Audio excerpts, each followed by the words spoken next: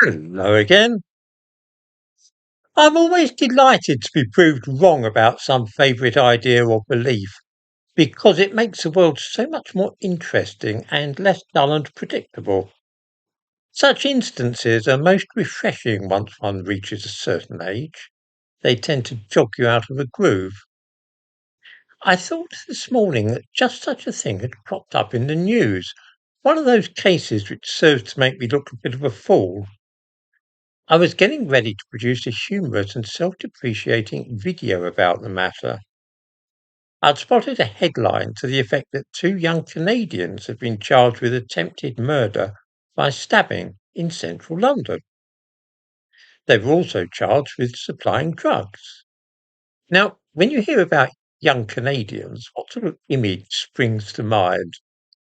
For me, it is open faces, healthy young fellows with backpacks, tramping across open country. Maybe they have beards. All the Canadians I've known have been of that sort, really. Knifing somebody by the Tower of London is not one of my stereotype ideas of how Canadians behave. I was, as I say, eager to do a little piece showing how our expectations based upon national and racial stereotypes can be set at naught. Unfortunately, when I looked into the case, I realised that I had been a little too hasty. The men are called Jermaine Blackstock, a Christian name beginning with a J, which is often a clue, and Kamara Lewis. As one might guess from the names, they're actually Jamaican, although now the possessors of Canadian passports. I give a link to a news item about the case.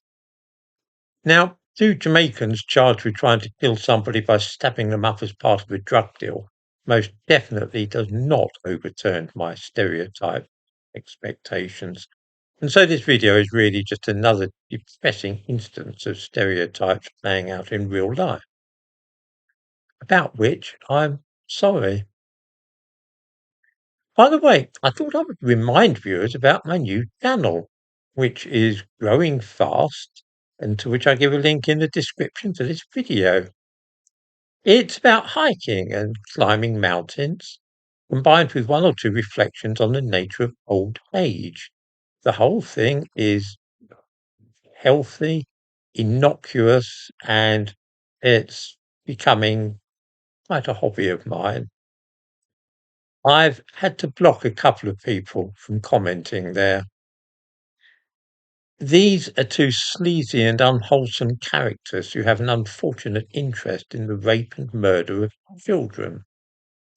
The other day I mentioned that Fred West and his wife murdered his 8-year-old daughter Charmaine and buried her in the garden.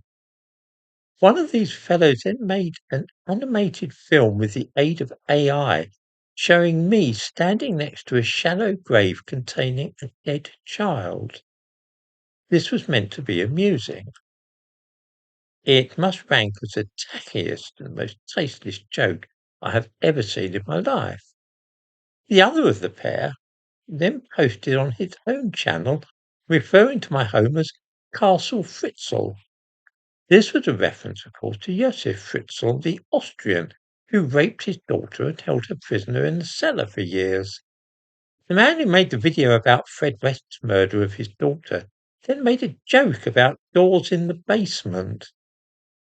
There are sites on the dark web devoted to this kind of thing, but I feel that their presence on any channel of mine would contaminate it, so I've blocked them both.